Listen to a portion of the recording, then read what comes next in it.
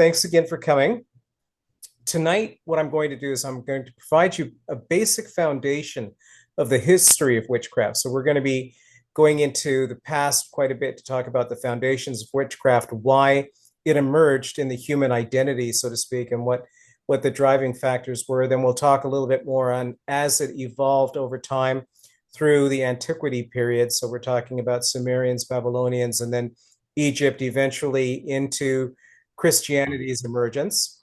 And from that point on, we'll talk a little bit about the common period of time after we go through the burning times, the 1600s, and then we'll talk what the contemporary state of witchcraft is all about. So with that, let me go ahead and get started and see if this presentation will actually work for us. Okay, so here we are. Little animation at the beginning, and then we'll talk a little bit about the background of humanity and give you an anthropology lesson and so forth. So that's the way it's going to start out.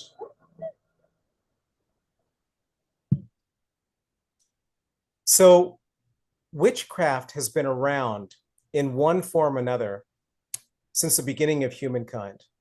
So if we follow the track of evolution, we talk about the emergence of Homo sapiens out of Africa, roughly about 300,000 years BCE. That was the beginning of the Neolithic period, as they call it. So the Neolithic period spanned a long, long period in human history. It was from about 300,000 years before Common Era, and it stretched all the way down to the Neolithic era. So that was about 10,000 before Common Era too. But in order to really understand the history of witchcraft, I think what we need to do is we need to imagine ourselves in a place where humans have just evolved. They've come out of Africa, so to speak. They migrate across all of Eurasia. They spread out. But for the first part of their life, they had the ability to think, to feel, to conceive, to perceive the world around them. And there were a lot of strange things that occurred. You know, what were all these lights in the sky at night? What happened every once in a while when the sun was covered and so forth? So there was a lot of superstition. There was a great deal of fear, a lot of concern about these unexpected, unknown things that were happening. So of course, the one thing that marks the difference between early humans, early hominids, so we're talking about the early Australopithecus and so forth, they started imagining, okay, there's so many uncontrolled aspects of our universe, and so we don't even know what life is all about. It's dangerous. People die all the time.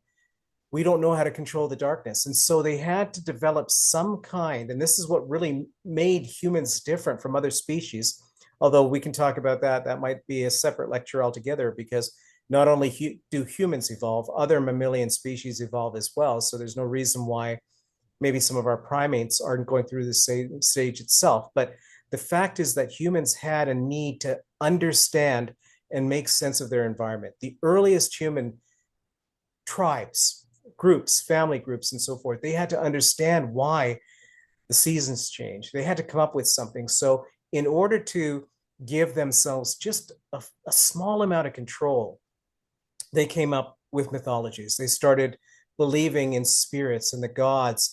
Everything had an energy. They believed that there was a purpose for anything that happened, whether it's the changing of the seasons or when the moon came up, or if a famine occurred and people got sick. There had to be an understanding. And in order for humans to take control back and to really be able to deal with all of that, they felt that, okay, there are spirits. And that's when they started their myth, the poetry. They started developing their belief system. And with that, of course, as all humans do, they tried to gain a sense of control.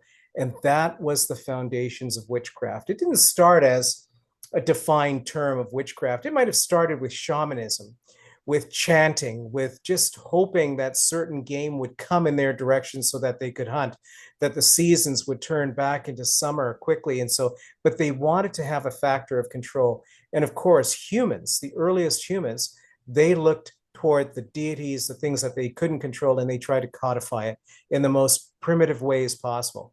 And that was really when the earliest traces of witchcraft emerged. And we could call it witchcraft, but it was society, it was magic, it was basically the way that they lived. So When we look back at the archaeological record, we see that even Neanderthal man and so forth, way back in the past, they started marking areas where burials occurred. Shamanism emerged. Even Neanderthals, we're talking about 270,000 years before Common Era. There were indications, we found all kinds of indicators that they were making headstones or marking imagery with colors on their graves where people have died. And that continued on. And there was always the belief that there was some level of control over the environment. And then fast forward to about 10,000 when Neolithic era emerged and the Paleolithic era started waning. That was when humans changed from being hunters and gatherers for the most part, and they started settling in towns. Now, one thing I do want to go back, and I'm going to go forward a little bit in this slide here, but I do want to go back in history and talk about this because this is very important, is that in the Paleolithic era, the female had just as much control as males for the most part. Males played a very, very pivotal role in the sense not uncommon and not dissimilar to the way silverback gorilla tribes in Africa act nowadays. The male's role was predominantly to protect, to hunt, and to mate. So for the most part, the males played that role, but the females were the ones that made a lot of decisions. And part of the reason I wanted to bring this slide up, because this conversation of witchcraft, whether it's contemporary witchcraft or historical witchcraft, it's just as much a conversation about feminism and the subjugation of females by males throughout history. So I do want to bring that up, and that's part of the reason why I'm putting this slide up here. But it's important to recognize that Paleolithic societies, females, it was egalitarian. Females had just as much input in the way the tribes moved, where they hunted, where they changed the seasons, where the nomadic tribes moved to in order to survive, as the males did. And that started to change roughly around 10,000 before Common Era. And what that change was when humans started moving toward that Neolithic model, where instead of being hunters, gatherers, nomadic tribes, they started developing agriculture. Times changed because now humans had a source of predictable food. They could start forming villages, usually at the confluence of a shore or a river where it was fertile. They started developing agriculture. And with that, what happened was that they didn't need to fight. They didn't need to hunt as much. They could settle in and change where they could actually focus on the building of society. And when that happened, that's when men started moving into a much more palpable leadership role in cultures and in cities. And that's when the true subjugation of the female started happening. So I do want to go to this slide because this is a very important one. I have a lot of debates and discussions with people about just the role of male and female in society.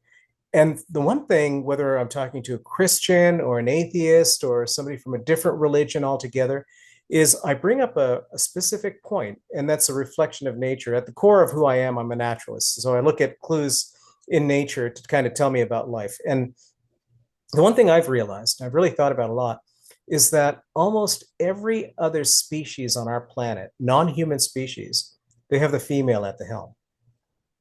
Now, even gorilla herds and so forth, we talk about the silverback gorilla or the lead chimpanzees or baboons, the males they have a protective role, but in many cases, females make decisions on where the groups hunt and when they migrate, when they move, even when they mate. Lions, basically the females make all decisions. And then when you talk about whales and dolphins, those pods are almost all run by matrilineal societies, insects and so forth. But either way, the bottom line is that nature designed life so that for the most species, the female are the leaders. So why do we assume as a culture that that male should be the leader?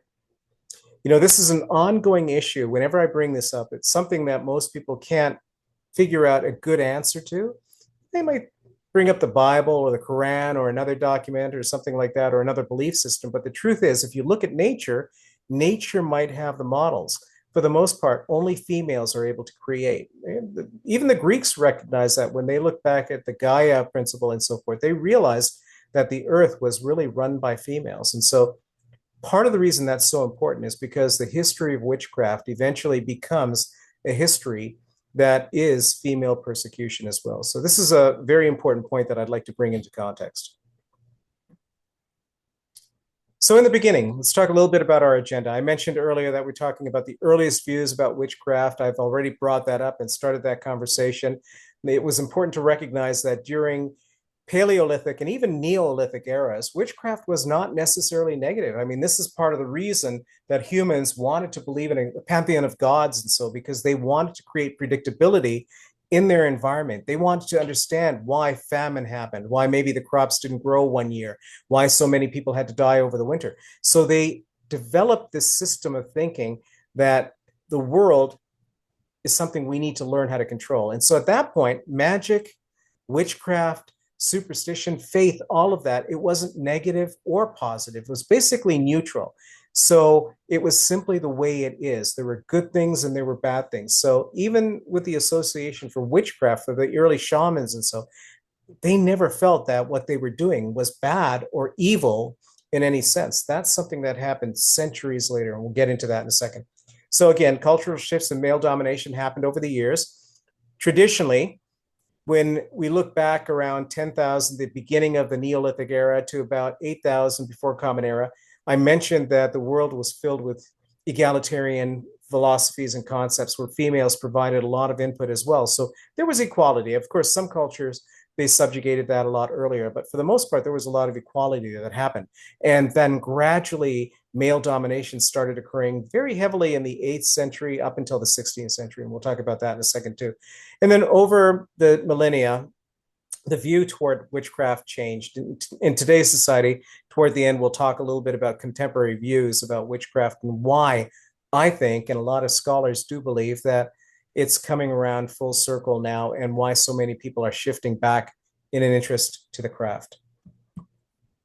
So we did talk a little bit about the earliest parts of human history, 300,000 years ago, the hunter and gatherer civilizations. We talked about the Paleolithic eras and how it eventually emerged to Neolithic eras. And before anything else, it was egalitarian cultures. And that started to change when the first real civilization occurred. And I mentioned about humans building cities and agriculture, where they started developing forms of government and so forth. And that at that point, males started emerging and they started taking the leadership role in all cultures. So that occurred with the Sumerian, the Babylonians, the Mesopotamians, and so forth. They believed, even still at that point, even though the males sort of took the helm, they still believed that many gods governed existence. There were a lot of gods. And then eventually, as that moved forward, we'll talk about when the Neolithic, the mid-Neolithic ended up being the late Neolithic, and Greek and Roman cultures started coming out. So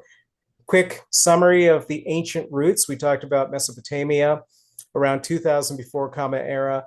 There was still very strong evidence of different types of witchcraft and belief in magic at that point. And again, it wasn't inherently good or bad. It was just the way things were. Then Egypt emerged roughly around 1550 before Common Era. And there was still very strong indicators that magic was a part of early Egyptian life. Witchcraft, magic were intertwined, and they were both good and evil. And then eventually, when Greece ended up emerging roughly around the 1st century before Common Era, and then half a century after the presumed birth of Christ, or as we call zero baseline, so to speak, there was more of an understanding of some of the female figures in witchcraft, Hecate, Circe, Medea, and so forth. And then even when we started seeing the different European cultures emerge, there was a strong element that witchcraft and magic became part of the world, and it was part of all the mythopoetry. We talk about the Greek gods, the Roman gods. They had a polytheon of gods and so forth. It was a pantheon. It was so many different gods out there. So they still believed that nature had power, but they had all these different gods that ran things in nature. So being monotheistic was something that they didn't understand. They were polytheistic in that society. So Greece and Rome, I think this is important because during the era between 500 before Common Era, so the first century before the birth of Christ, as they call it, into the first century after that, leading into the first millennia, I talked about the fact that there still was a pantheon of gods. And even the Senate back then, they prayed to supernatural forces. They taught Hecate was just a strong, powerful force, but there were lots of practitioners during the Greek era too, and they were seen as respected. The Oracle at Delphi, amazing how people felt. Even the leaders felt that they would go to these oracles and they would talk about how the gods shaped the world in their image and that sort of thing, and what they wanted to do that was important. So we hear about sacrifices that heard back then. And as that ended up transmitting to Rome, we started seeing a change. Christianity was starting to emerge roughly about 500 Common Era. So in that first millennium, there was a movement toward looking at different things. And of course, the earliest roots of Christianity emerged when the Dead Sea Scrolls and the earliest Jewish codexes were discovered, and the Bible was starting to be written and assembled in Hebrew, from Sumerian documents, and from a lot of these older pages and codexes and so forth. And that found the foundation of the Bible. And of course, there were different cultures, particularly the Hebrew culture, that started pushing forth some of these ancient documents and moving toward the infant foundations of what the Bible would be. There were a lot of different scrolls that were used toward that. And essentially, a new religion started to emerge in Rome. And that new religion realized that it was fighting a lot of these different polytheistic views and so forth, and it had a competition. And so in time, the men who realized that they were at the helm started looking at moral reforms. And the Caesars, the earliest Caesar, Augustus Caesar, they started realizing that, it might not work if we have a God, and that God had to compete with the many other gods that were part of our mythology. And so that's when we started seeing traces that that's when we started seeing traces that things were going to change. So, quick summary of this first segment, too. Initially, in pre-Christian societies, magic, witchcraft was not good nor evil. And it was a part of life. It was a way to explain things that were happening. And pagan beliefs were not just in one corner of the world, they were right across the world, everywhere that people migrated out of Africa and so forth. And they were used to heal the injured, to do a lot of different things, and basically to understand nature. And it was really entwined with nature and the cycles of nature at that point. And then as it moved forward, Sumerians, Egyptians, Greek, Norse, ancient Judaism, and the Celts in African Asia, shamanism started migrating to different parts of the world. And witchcraft was still celebrated, but then eventually, after it was accepted as part of society, things started to change when organized Christianity became more prevalent. So we're talking about the first century, the second century, and then as we move forward, we'll talk a little bit about what happened later on in there. So we talked about the origins of Christianity and why Christianity had an appeal. So think about it, back in 200, 300 Common Era, there was a promise of salvation. It didn't matter that gods might be mad at you, or Venus would curse you, or Zeus would curse you, or anything like that. Christians believed that there was redemption, and everybody, pauper and kings, had the ability to reach eternal life and salvation. The other thing is, it had a universal message. One God. Everybody could be part of one God's kingdom. And then with time, because this early evangelical movement started, there was consistency. So when the messengers of God left Rome and spread out, they could basically just teach everybody that there was a unified way to worship. And Christianity made things no longer fragmented. So for the most part, when we look at between 100 and 600 CE Common Era, so after the birth of Christ, as they call it, Christianity really took the lead. And in the Middle East, there's a little bit of a kind of a change when Christianity became sort of modified with a different view of Islam. Islam, of course, doesn't have God at the helm. It has the Prophet Muhammad, who was a messenger of Allah. And so there was a split. Obviously, we do have to recognize that the belief in God is more of a Roman base, but Islam itself ended up emerging in the Middle East and in one part of our history during between 800 and 1300. There was just incredible power in the Middle Eastern empires too. That was the golden age of Islam and so forth. And there was storytelling, there was scholars, there was science, incredible era too. But that worked in concert and in a different way that Christianity did when you talk about the central part of Rome up into Northern Europe and so forth. So they were simultaneous societies and cultures. And so, but they did believe in one God. That was the one message that they had together. So if we talk about the fall of paganism in any other way, we're probably going to be looking at roughly around 400 Common Era. And that was when the Roman Empire started emerging and pushing Christianity as the one religion, one of the most important religions. And at that point, there was a transition that females were no longer considered as important and as central as leaders. It was a gradual shift over time. And so they were associated with some of the older religions like witchcraft. And that's really when the eyes started turning toward the sexual differences between male and females and worship and so forth. Men tended to be a lot more Apollonian at that point. They believed in structure, whereas the Dionysian, of all things, is kind of ironic. The Dionysian was seen as the realm of the woman, the more romantic, the more feeling, the heart, as opposed to the mind of the Apollonians. So that's when things did start to change, and we did see the repression of females begin.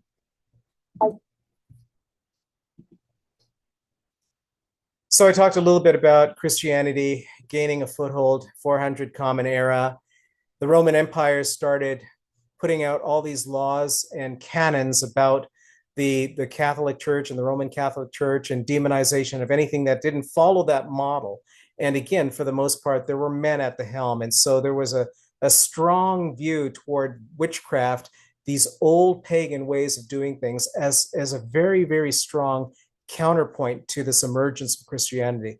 And so it was seen as something that was bad. It was seen as something, it started shifting. People realized, men in particular, that they wanted to exert more dominance over women, to take their property for a bunch of different reasons and so forth, that they started realizing that the one way to really control people was to say that the old ways, polytheism, the belief in many gods, was wrong and potentially harmful. And over time, the medieval Catholic Church started seeing witchcraft as not just magic, but harmful magic. And eventually, with that Christian view, they invented the devil, so to speak, and that was done primarily to create a form of judgment that they can use as a hammer, the malice that we see in the later document, the Malleus Maleficarum, which I'll talk about a little bit in a second too. But that's when we saw the real shifts starting around 400 onward, Common Era. So here's a quick summary.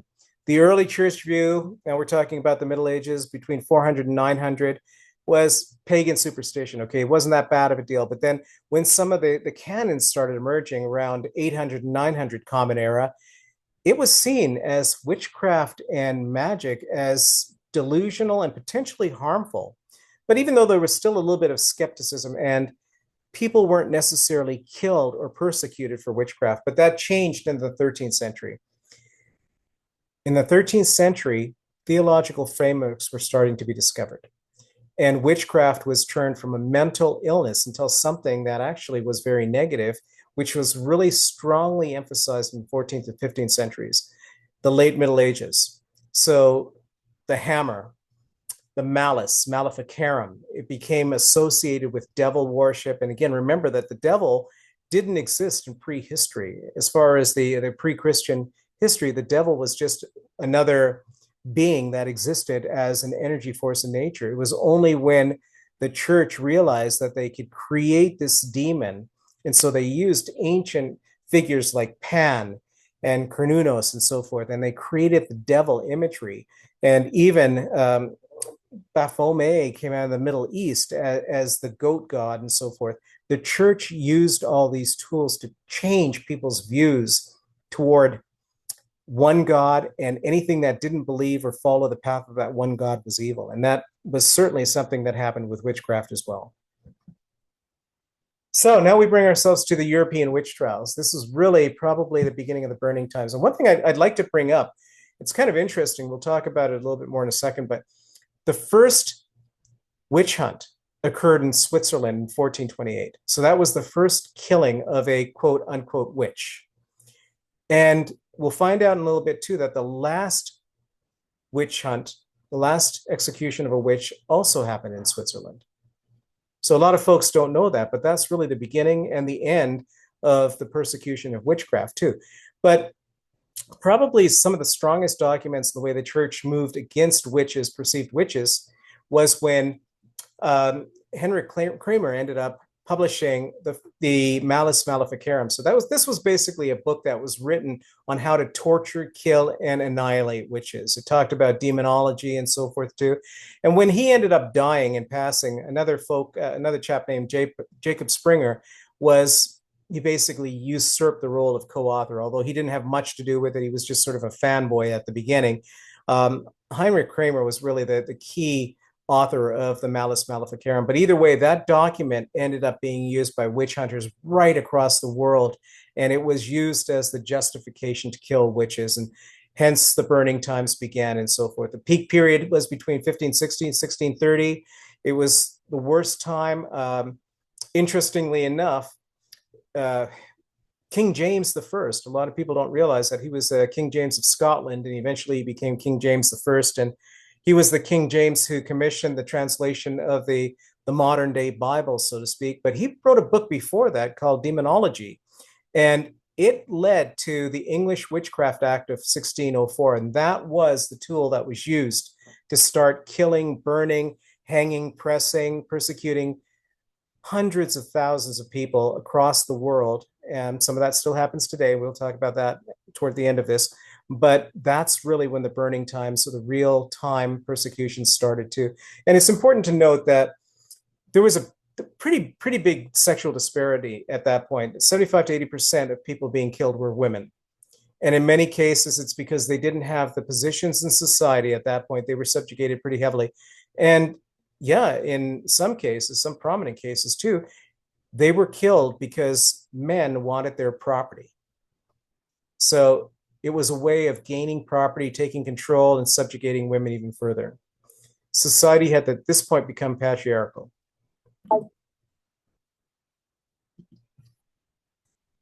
So the German witch panics from 1580s to 1630s was basically a repeat of what was happening in Italy and places south of that too. The highest execution rates occurred in the German territories.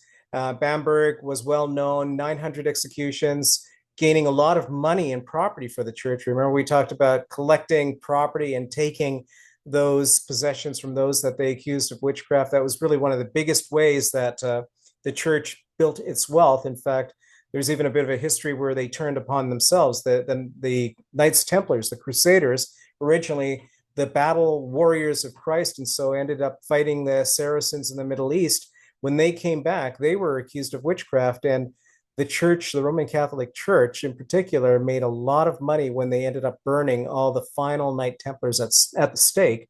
So the whole idea of accumulating wealth was a central part of not only the German witch panics, but the entire burning times altogether too. So in Würzburg, 600 individuals burned, and the key thing is that people started building this concept of paranoia. And that was really created at the grassroots level, local magistrates. And eventually there were prison camps, which were known as witch houses. And a lot of people were put in there, tortured to death, and eventually died as well. So we don't hear much about that. That was all part of the persecution. There was a lot of it going on in Germany. So that leads us to what was happening over here, the Salem witch trial. Everybody talks about that, 1692 and 1693, but the reality is that the persecution has occurred a lot earlier than that in different parts of the world too. But again, the idea of he said, she said, accusing individual with things like spectral evidence And I saw them flying across the night sky with a goat or that kind of thing. These kinds of claims were made, and people ended up believing them, and mass hysteria occurred. And so a lot of people died here as well. The numbers, of course, were not as high as they were in Europe and Italy and Germany and France and places like that. But there were still a lot of people here on the continent that ended up being caught up in the Puritan activities and the persecution against witches too. And then I mentioned that the start of killing happened in Switzerland. The last killing that happened here, the last person who was executed for witchcraft was in 1692, which was kind of interesting because it seemed as if rationalism and the Romantic era and people started thinking about reason and so forth started making people become more skeptical about the accusations of witchcraft. So is that science? Are we thinking about this the right way? And so America started leading the change in Massachusetts, of all places, to change the view of our society's perspective of witchcraft. So witchcraft and witch hunts started declining. Enlightenment, the legal reforms in the 1700s occurred, Romanticism occurred, people became more skeptical, laws were passed to prevent witches from being killed. And again, I mentioned the last European execution in Switzerland at 1782, so almost 300 years. That marked the last official execution of a witch. And at that point, society started changing their views in the 17th to the 18th century about witchcraft. And that's really when things started changing. And again, I have to admit that it was still men in charge, but in this case, men took the lead and started saying, hey, it's not right for us to be persecuting witches anymore.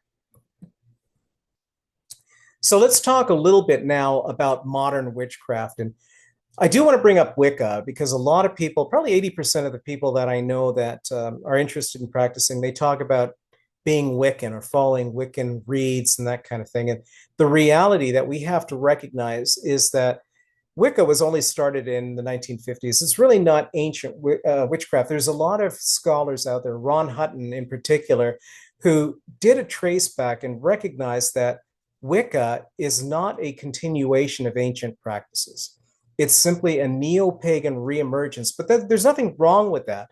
It just shows people are becoming more in tune with nature and more in tune with the feminine and principles and practices that are a lot more gentle than they might have been in the 1600s. And I think that's probably one important thing that I would like to emphasize. People talk about witchcraft, especially those who do follow Wiccan reads and philosophies and so forth, that witchcraft is gentle and kind for the most part. I can't imagine somebody who was accused of witchcraft and who faced the Inquisition in the 16th century not thinking about witchcraft as being kind, threefold law, and that sort of thing. They were cursing the inquisitors. They were cursing the magistrates and so forth. So it did have its dark side, and Wicca does not reflect that. Sure, there are different variances. There's gray Wicca, there's even dark Wicca, and so forth. But for the most part, when Gerald Gardner founded it with a few other folks back in the 50s and so forth, and that's another thing too. It's essentially, we're talking about very short period of our history. It wasn't the same as old British traditional or Etruscan witchcraft or European witchcraft or anything that preceded it too. The big focus now is in the reemergence, sort of the cultural revival, is that there's a reverence for nature.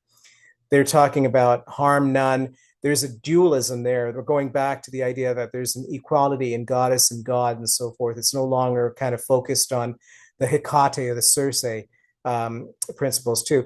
And if you think about the way it's growing, it's suggested that there's between 1 and 1.5 million Wiccans and neo-pagans worldwide. So it's one of the fastest growing movements right across the world. And I think the name or the concept of the witch has been reclaimed and it's transformed because it also now has become a way of women empowering themselves and kind of reclaiming some of the power that they'd lost throughout the central part of our history in the last 2,000 years too. But I will make it very clear that there's still some very neocon countries and communities in the world that still persecute and even kill and execute witches. Africa, Iran, Central America, Papua New Guinea, Saudi Arabia. You could be killed if you are seen as a witch or accused as being a witch, particularly in Africa. There's still a lot of persecution going on. So times have not changed in some countries. So this is what's behind the Renaissance. People are still starting to look at the meaning and purpose in a changing world. A lot of things are happening. Politics are changing. People are becoming bored with the common, mundane, muggle life, so to speak. They want to be different. They want to have a way of expressing themselves as individuals. Some of them want to follow a trend. There's no question about that. There are going to be people out there who see witchcraft as a form of cosplay and so forth. But the interesting thing is that a lot of folks who are following this, they want to have a deeper understanding of the world. What's really kind of interesting is that's not very different from the early emergence of witchcraft between 300,000 and 10,000 years ago. People want to have control of their own circumstances. So it seems as we're coming full circle here. For the most part, a lot of people who are marginalized, who live on the fringe of society, they want more empowerment. They might want to find a way to challenge authority within a group. So that's another reason why some people are getting into the witchcraft wagon. Other people are looking much the same as the earliest practitioners of ways of reconciling personal misfortunes, trying to figure out a way that they could find some power to bring themselves back into control of things that they may not have control or injustices that they face, personal anxieties, maybe fear. So again, it's not very different from what happened 300,000 years ago. So there are some enduring archetypes. There's a strong representation of feminism. We look at the lessons that mean basically we have to understand as a society that critical thinking is important and mass hysteria may return. I don't want to get too political here, but if you think about what's happening right now in the US, not just in the US, but in other countries as well, that are seeing the same sort of thing, there is still mass hysteria and people are still looking for the odd ones to point at. And so some of the things that cause the burning times to occur may be coming back, and we've got to be aware of that. I know that in some of the circles I've talked to, people are concerned about not showing that they've got a pagan identity, because who knows, there might be a reemergence of extreme evangelical Christianity that might eventually persecute them. There's a chance that that's going to, I'm not going to say that that may not happen, that might in fact happen. So we have to understand that the context of time, when we talk about it coming full circle, it might be swinging again to the other direction. The pendulum might be going into a time where persecution might occur again. There are some states where we're seeing a lot more people being persecuted for their different perspectives and so forth. So we have to stay vigilant. So with that, I'm just about at the end of the presentation here. I do want to say that witchcraft is evolving. Cultures evolve, people evolve, animals evolve for that matter too. And we might believe that witchcraft is predictable, but again, it's a dynamic and multifaceted journey too. It constantly reflects our societal fears, whether that was back in the Neolithic era, the Middle Ages and so forth. It was always a mirror reflecting the fears of society, the power structures and struggles, and basically the greed that we see in society too. But we have to understand that today's witches are looking for basically a way to be relevant and looking for justice, another way of trying to find a way to make sense of the things that we can't control anymore. And unfortunately, in many places, that means that there's continued subjugation of the feminine. So this is almost, you can almost kind of lump it down to one history of the way females have been looked at through the cultural evolution of our species altogether through time. Oftentimes, that is probably one of the core tenets, because for the most part, and I firmly believe this, females are superior to males in a sense because they are the thinking and feeling ones, where males are more organized and trying to create structure, and therefore creating judgment, so to speak, where those who operate from the heart instead of the mind tend to have a closer connection with the world. And so I believe that in a sense, you can even say that witchcraft is the heart over the mind, so to speak. And that is continuing to be something that will be attractive for time immemorial from this point on. So I would like to say that this is going to be the first lecture that I'm giving in witchcraft. We're going to move to questions and answers here in a second and open dialogue. But I'll be talking a little bit more in detail about practitioners, different paths, and that kind of thing, as well as other elements of the paranormal. So I wanted to provide this as a foundational presentation. And I will say that if you want to capture this presentation, look at it at a later time, go ahead and use that QR code. Take a shot of it with your cell phone or so, and then you can visit this presentation. I've got it up on YouTube. There's an open link there. You can download it, you can save it, you can share it, so to speak. And it's important for us to teach others, especially those who are beginning in their craft, to understand where the history of the craft started with. Before you can actually evolve and move forward, you need to have a foundation. There's lots of really good books out there I can happily recommend. If anybody wants to send me an email, I can provide you some other resources. But if you have any interest, it's very important to understand the origins in the beginning. So with that, I will go ahead and stop my screen share and then open it up for any conversation. So feel free to unmute yourselves at this point. And I didn't see, okay, I see a couple of items occurring in the text in the chat, which I'll try to address too. But does anybody have any questions? If you feel like starting a conversation, we've got a little bit of time left. We've actually got a lot of time left. So thoughts, ideas, comments? I'm looking at the question or the comment in the chat. Were people persecuted because they were practicing witchcraft, or was it often more about power dynamics and targeting those seen as outsiders or threat? It was definitely hysteria. It was both. For the most part, during the burning times, it was a male-dominated church that drove the persecution. And in some cases, it was people that, not just females, but families that had land, they had property, they had farms and so forth, and the church or somebody else wanted them. A magistrate, a local magistrate might have wanted them, had designs on that property. And so the easiest way to get them out of the picture was to accuse them of witchcraft, because of course, at that point, there was hysteria, there was fear, and it would be pretty easy to get on the bandwagon, especially if you had the power of the church behind you. So it was a little of both. I mean, just like in today's society, there are people who are following one particular political path because it gives them the opportunity to carry ARs and oppress others. There are countries that are doing that. So it's human nature. I mean, I hate to say this, but particularly patriarchal societies, it's human nature to oppress. And if you have a tool or a purpose or something that says it's okay to oppress, in the burning times, you had the Malus Maleficarum and a lot of the canons from the church. A lot of people will jump on that bandwagon and use that to oppress others. Any other thoughts about that? I'd love to hear what other people think about it. No, quiet crowd this evening. Anything else? Now you're going to make it easy for me. If there's no other questions or comments, Kara, I see you just unmuted. I know. Well, I'm having a hard time talking because I'm losing my voice. I can't see where I could type.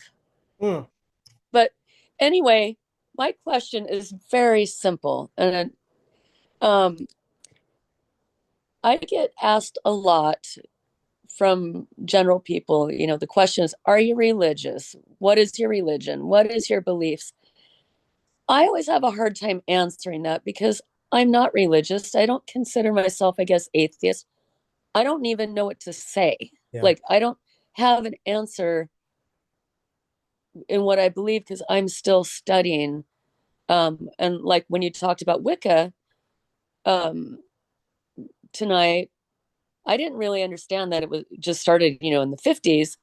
And I feel personally that my beliefs go deeper and go way before the 50, farther back. And so just curious, when someone asks you, Michael or Nola, when they ask you, are you religious and what do you believe in, and what, like, what is your response to people for yourself? How do you respond to that? So, I mean, that's an excellent one, because a lot of people, especially if you're in a work environment and you have Pentacle or something like that on, you will get that question. And the best answer that I found is that I'm not necessarily religious, I'm spiritual.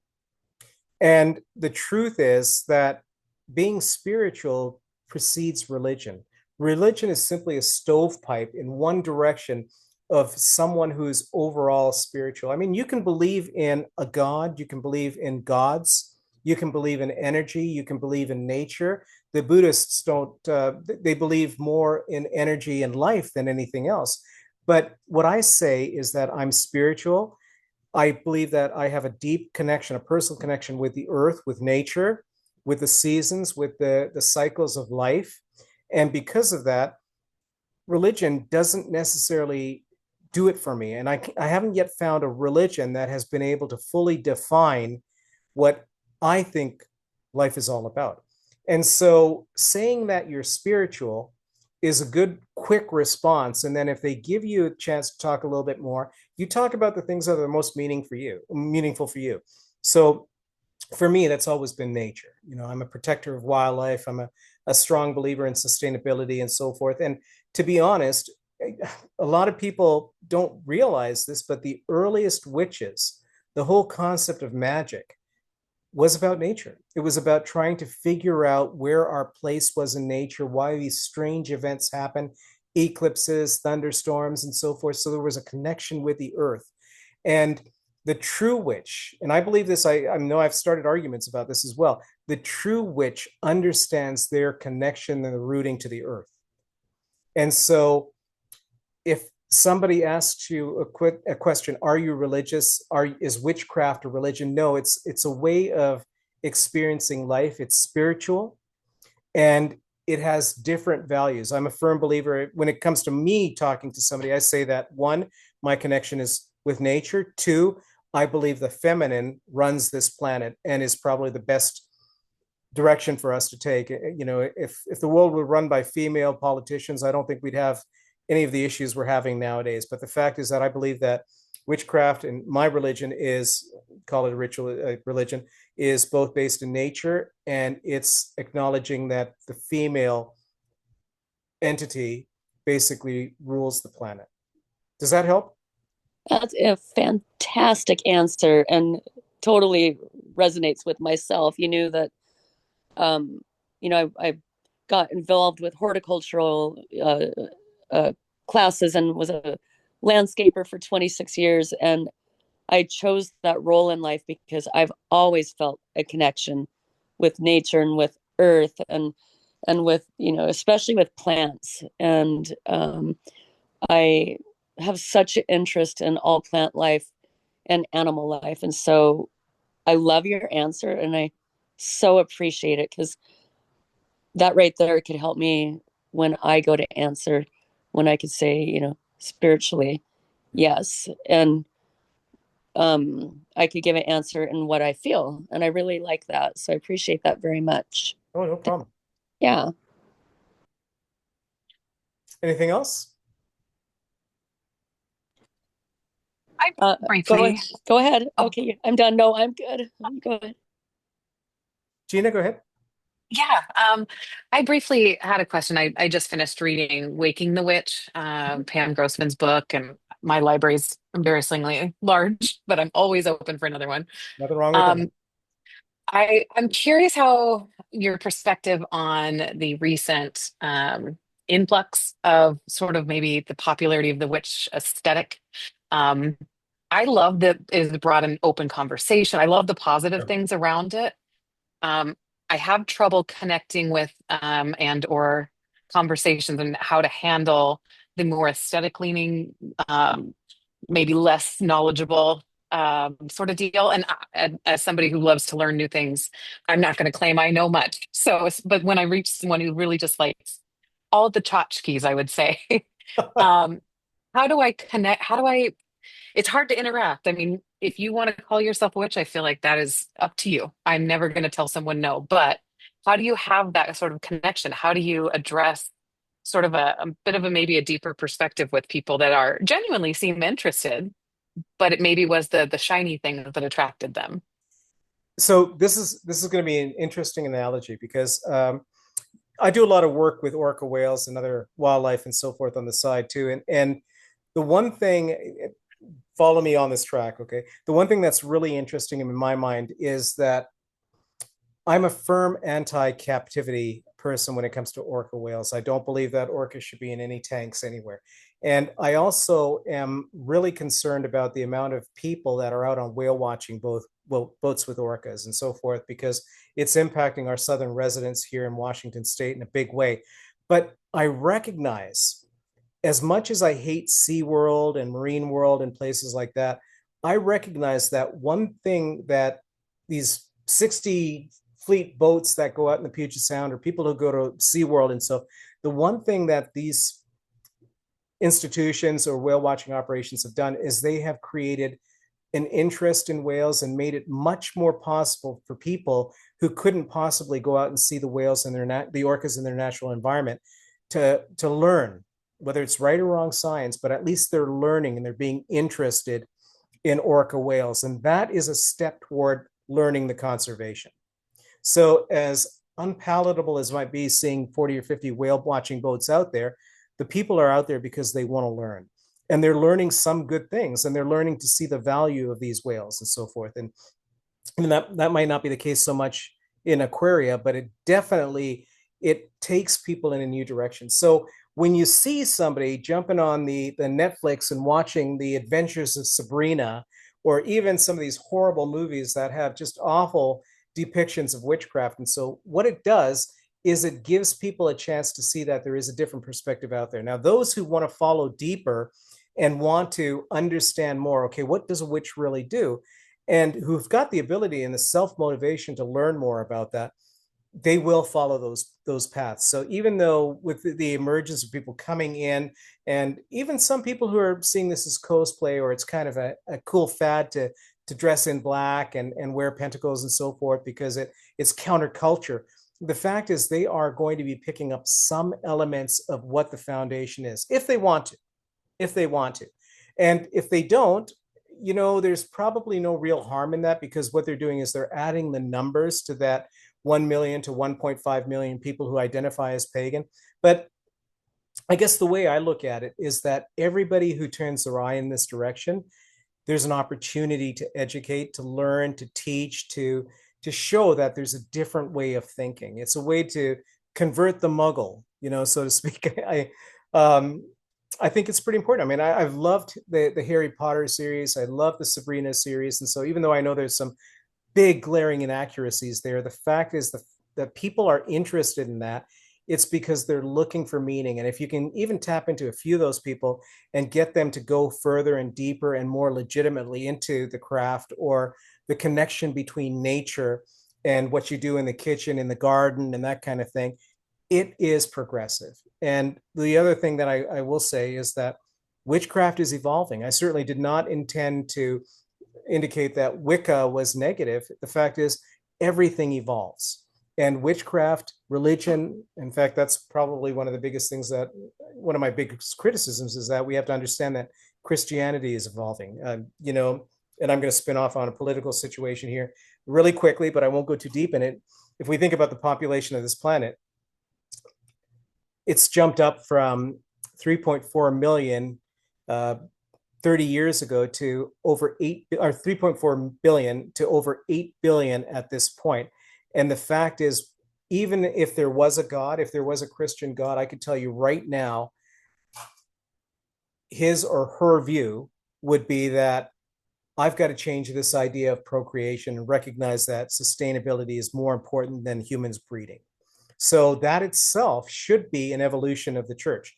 So that was a kind of a long-winded response to you, but for every doorway that opens, there is an opportunity for people to learn. So yeah, there's a lot of folks who are migrating in this direction, but if we can even capture a few of them and have them understand life a little bit more holistically, kind of the way the connections might have been 10,000 years before Common Era, that's a step forward. Does that help? Does that provide It any? really does. Yeah. I feel like I recognize pretty heavily the privilege of the place that we're in, that we are able to even have those conversations, that Yeah. people are excited about it.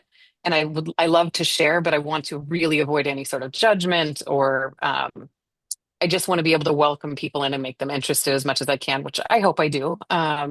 But yeah, it's something I feel like I see a lot, and I see a lot online, and avoid the back and forth arguments with, influencers. But yeah, I appreciate that. That really was helpful, especially the orca Yeah, example. I align with that. Thank you. yeah. There's always going to be people who have their blinders on and refuse to take them off. And I think that's the biggest malaise of our society, that there are people who have just stopped learning, and regardless of how hard you try, you're not going to be able to get them to look at anything beyond their own perspective. And that's, I suppose that's always happened with people, but we're seeing it a lot more now because there's so much more dialogue across the internet, where you're not necessarily at the same bar stool or in the same bar room and so forth. But that shouldn't stop us from trying to educate people and bring people in. The fact is that if you have a chance for debate, you have a chance for education. Oh, okay. I'm sorry. I see there's a question in the chat. Is pagan and witchcraft the same thing? No, not necessarily. Paganism and witchcraft are different. Witchcraft is a type of paganism. Paganism is basically an understanding that the world has a lot more energy, perhaps a lot more life, in a sense, in all different ways, and you don't follow an organized religion. It's kind of interesting that when you look at the historical definition of paganism, there's been a lot of different conversations about this. Um, Paganists and so forth. The concept of pagan, some people believe it was literally meant wanderers and so from ancient history and so forth. But there's another school of thought that the pagan concept was those who weren't following the government's lead. There was a Latin term, paganist, that identified people who didn't follow the way the government directed you to follow, and they became civilians, so to speak, and they didn't follow a certain leadership style. But either way, it represents freedom. So those who are not fettered by religion are pagans or heathens. Witches are those that have a stronger connection with natural science, with the signs of the universe, climate, plants, animals, the seasons, the progression of nature. And so it's a form of paganism. But paganism is an umbrella, whereas witchcraft is a specific path or stovepipe. Does that help? Let's see where that came from. Kathy, yep. Hopefully that helps a little bit too. What else? Any other questions? Any other ideas? Oh, Lisa said that's not. Cool. Thanks, Risa. She's one who asked that. Ah, there we go. Okay. So if there's no other questions, I'll just let you know that I'm more than happy to entertain direct messages if you guys want any information. Nolan and I are very strong about trying to encourage people to learn more about paganism. She's not even a practicing witch. She, in fact, follows a mainstream religion, but at the same time, she's much more open to understand that there may be other things in the world that she hasn't thought about before. But either way, we're believers in trying to empower those with more knowledge, more information, and more freedom of thought or idea. I think it's important to be empowered and to make your own decisions. So we try to provide that information as much as possible. When we have rituals here, some of you have been to our rituals and so forth, that we open the door and we basically bring in new people whenever we can, as long as we're not overloading our forest back there. But it's because we want people to learn, we want people to experience, we want people to start thinking differently, to take off those blinders, because it is easier than anything in today's society to become that vanilla muggle that follows a standard, that goes to a sports event on the weekend, that works 9 to 5 just in order to get that case of beer so you can sit back at home and watch TV or whatever. That lifestyle is going to kill us. And so we resonate much more with people who like to travel, who like to challenge their parameters and so forth. And in today's society, especially with the way politics are happening now, being open to seeing different paths is more essential than ever. Being able to talk about it, being able to open the door to a Jehovah's Witness or Church of Latter-day Saints, a couple of people coming out to try to convert you, have the dialogue. Start talking to them. You cannot communicate unless you're speaking the same language. And in order to speak the same language, you need to be willing to speak to somebody at the base level, at the front door, at the water cooler, at work. That's where change happens. That's where understanding happens, when you expose people to different perspectives and they're willing to see beyond their opinion. And again, unfortunately, there are a huge number of people who will never be able to see beyond their own opinion. That's been one of the biggest challenges in society, I guess, up until the 1700s. It was only during that period, and I'm a firm believer that between 17 and the early 1900s, society was open to learning more, but now we are just dumbing down big time. So that doesn't mean we have to stop talking and interacting. We just got to keep talking about it. We got to keep allowing those conversations to occur. Otherwise, we will see that repression start all over again. Anyway. Hi again. Hi there. Hey, so I know that you and Nola are getting ready to go on a trip here soon. But do you have an idea when you might do another class, and what the next topic might be on? Yeah, I've been thinking about it, and I'm going to have to sit down and do a presentation, but I think that my next one will be a deep dive into Strigaria. So that's Etruscan witchcraft, that's old Italian witchcraft, and that'll be focused specifically on the cult of Diana, Aradia, so forth, things that originated around Rome, south of Rome, in response to some of the papal movements back in there. So it'll be it'll be a class on Strigaria. So this will be a little bit more defined. Actually, it'll be a lot more defined, because I do want to start approaching a few specific paths of witchcraft. And I like Strigaria because it's much more unknown compared to things like Wicca or British traditional witchcraft. And then what I might do after that is I may invite a few people that I know who are high priestesses in Wicca to maybe do a joint presentation about Wicca. So the next one that you'll see, Cara, will be about Strigaria. So it'll be basically Etruscan or old Italian witchcraft. And I probably won't be able to build that one until December, maybe. Yeah, yeah. That's fantastic. Okay, I'll be looking forward to that. Cool. Thank you. Yeah. And I just want to say thank you so much for doing this. And I'm going to turn my speaker off and let other people talk. But thank you again so much for doing this presentation. My pleasure. Thank you for being here. Yeah. So any other questions, any other thoughts, anything else anybody wants to talk about?